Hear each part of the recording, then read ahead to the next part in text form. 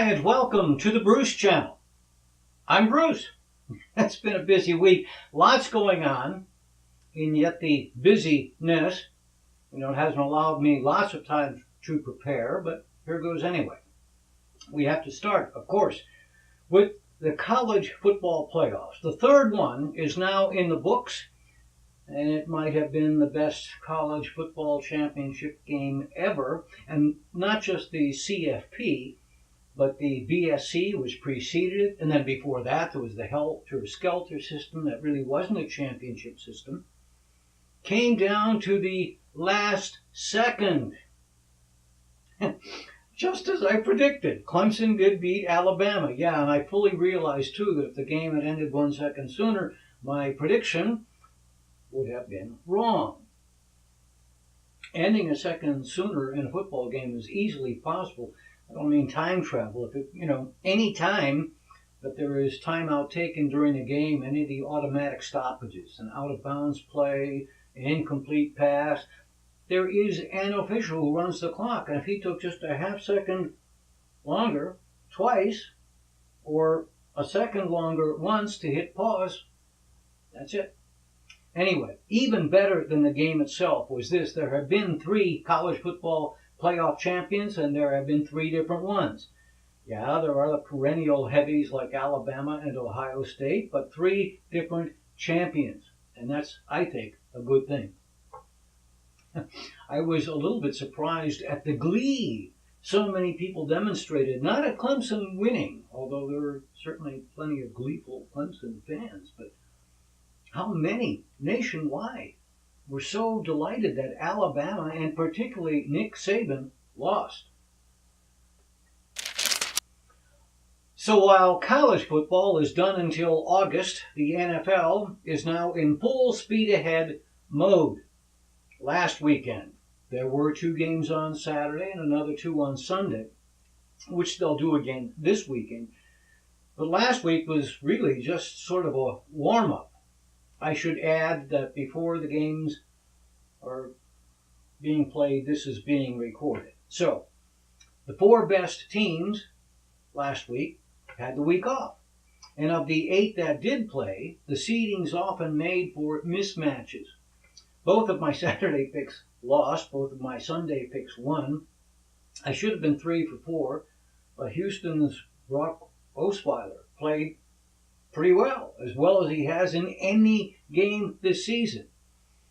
And although Houston has a very good defense, I did expect a little bit more of the Raiders' Connor Cook, but I did also predict that whichever of those 2 teams won, their season would end this weekend. I still believe that. Houston now goes, they'll go home after this weekend. They will be manhandled by Tom Brady and the Patriots in the Saturday night game.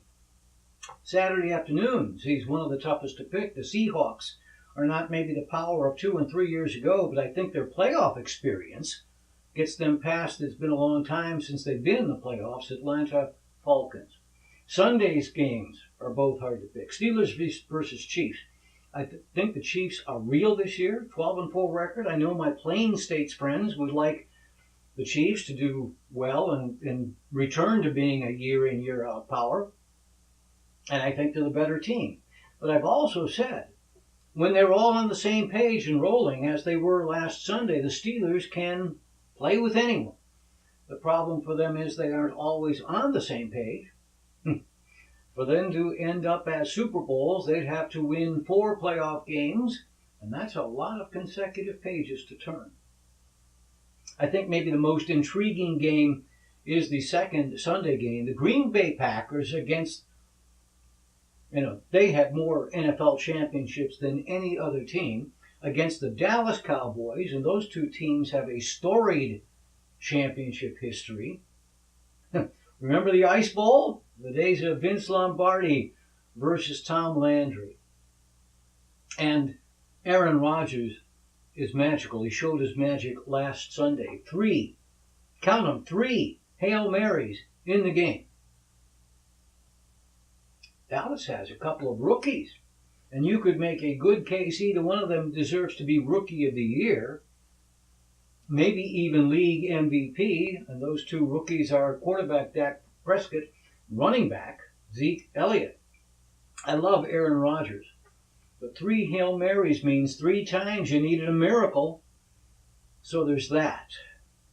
But then again, a rookie quarterback in his first playoffs? I'm picking the Cowboys, but it's more because if Prescott does get the willies, Dallas has a proven all-pro quarterback in Tony Romo, and he's ready to come in relief if needs be. Of course, the 4 teams that survive this weekend play next Sunday for the right to represent their conference in the Super Bowl, which is this year back to being a Roman numeral 51. Hey, let me tell you about my book, Shrink. For most of my adult life, I weighed a little over 100 pounds, not much more than in this picture taken when I was about 17 and considering becoming a jockey.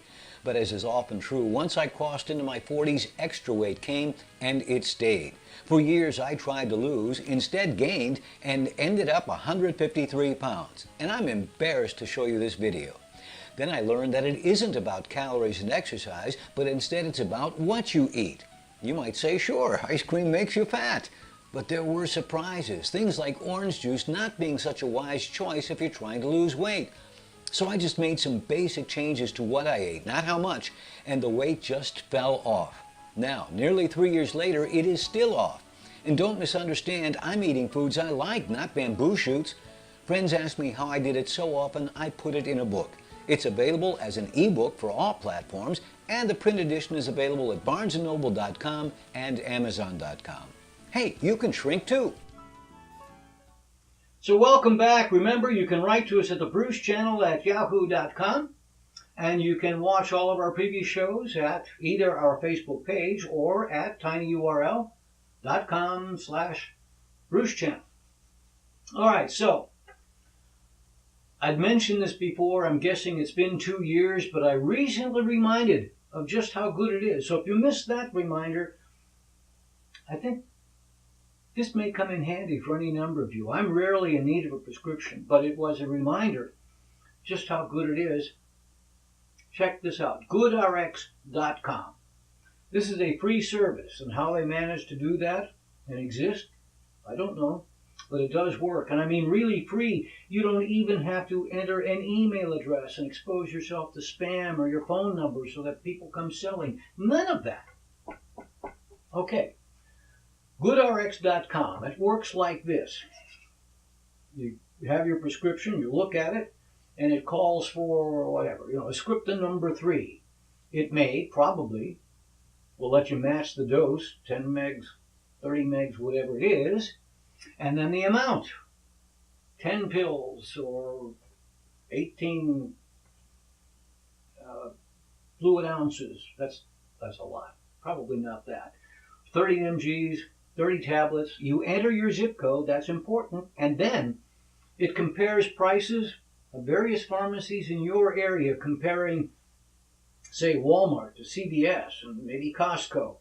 Sometimes it comes with a coupon. So I recently had a prescription. The regular price at a non-discount pharmacy was like $35. The price at Walmart or CVS was closer to $27, but I got this coupon. The final price, I printed the coupon, was under $8. Wow. GoodRx.com. All right, except for the show immediately following the election, I have not mentioned the election's outcome. I haven't discussed the players. I haven't discussed some of the genuinely outrageous accusations being made, and that's no different today. I will hold to that policy. At some point, I'll either congratulate the new president or call him out. I only bring it up today because it is the elephant in the room. When we next meet, there will be a different president in the White House. That happens noon, Eastern Time, on Friday. I do, however, want to show you this. This is heartwarming. Really is. President Obama, in one of his very last official acts, awarded the Presidential Medal of Freedom, that is the nation's highest civilian honor, to Vice President Joe Biden, and he didn't know it was coming. For the final time as president, I am pleased to award our nation's highest civilian honor, the Presidential Medal of Freedom.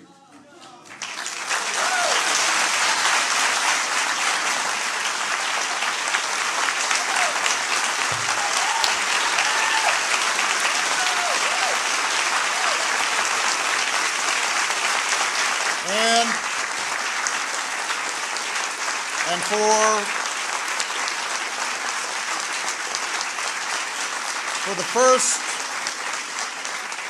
for the first and only time in my presidency, I will bestow this medal with an additional level of veneration, an honor my three most recent successors reserved for only three others: Pope John Paul II, President Ronald Reagan, and General Colin Powell.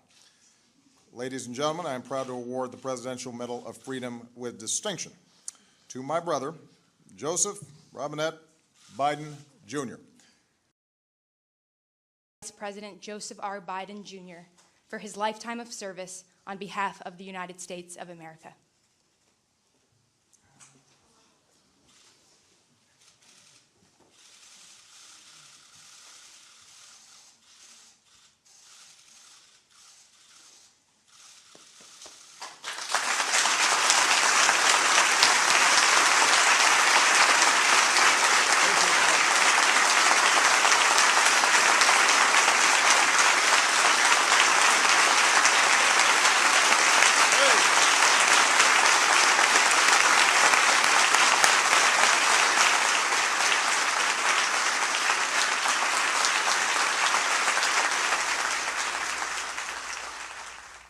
All right, so here's something. The first baby in Iceland, born on New Year's Day, arrived at 3 minutes after midnight. It was a boy, healthy.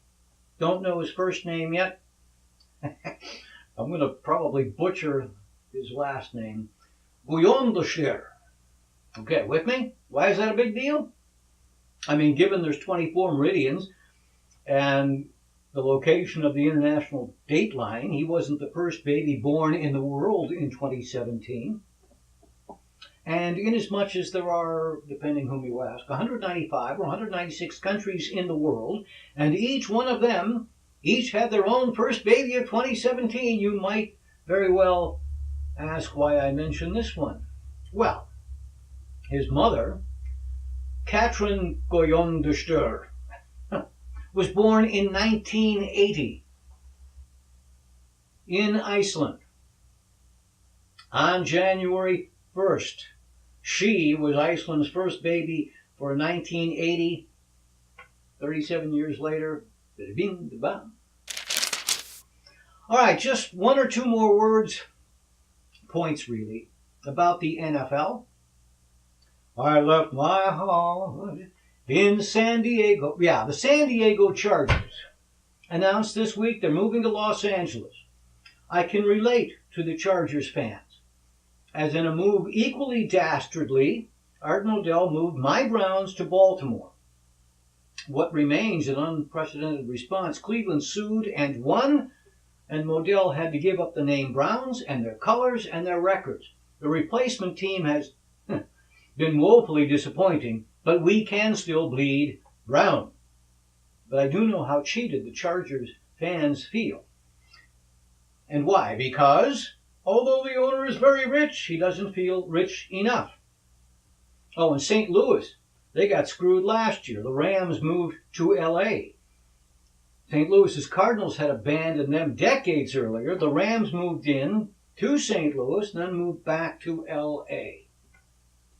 The Browns, arguably the worst team in the league, and a team that doesn't play in a glamorous place, they were bought in 2012 for an even $1 billion. That's B with a boy.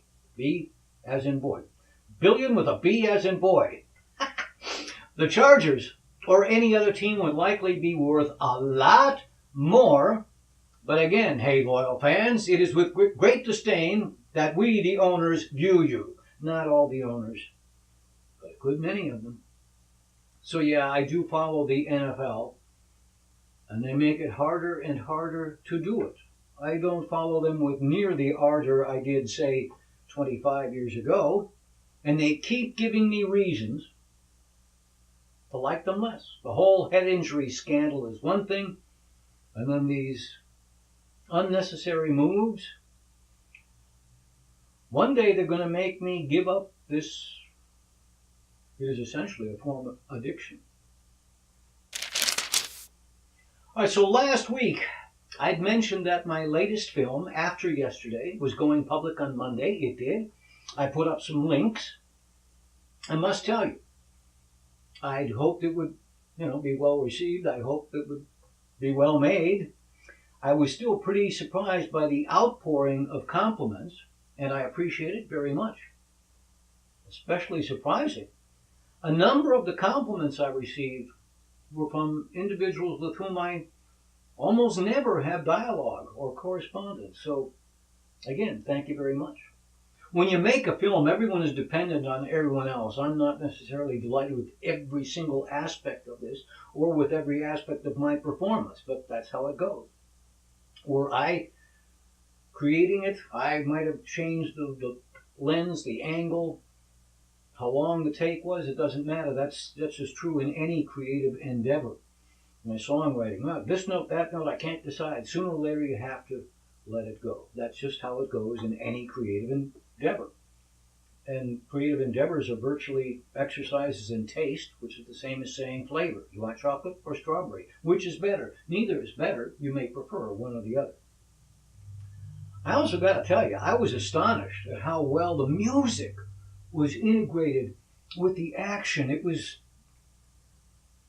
by design, certainly.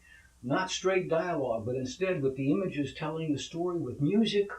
Take a look. But why do you give Grandma flowers?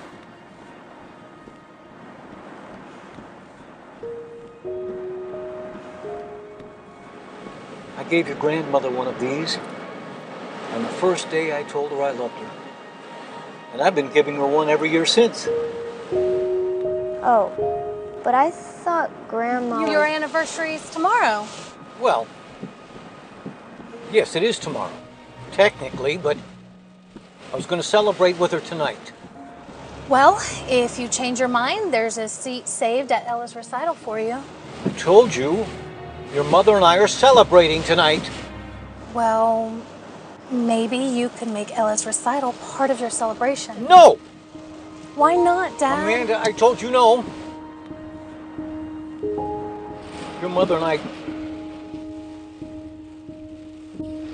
don't have that much time left together.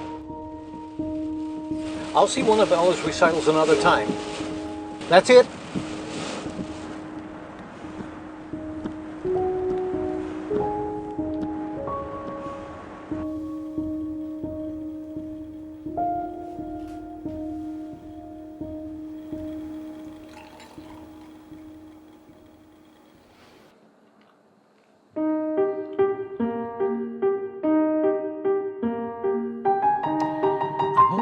Seasoning. It's just a little lemon and some rosemary I picked up while I was over, town next door. You should see his pumpkins. They are the biggest I've ever seen. They're enormous.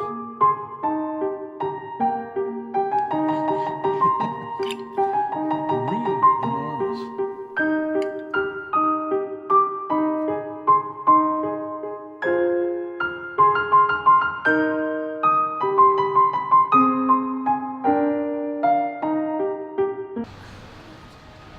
It's fine.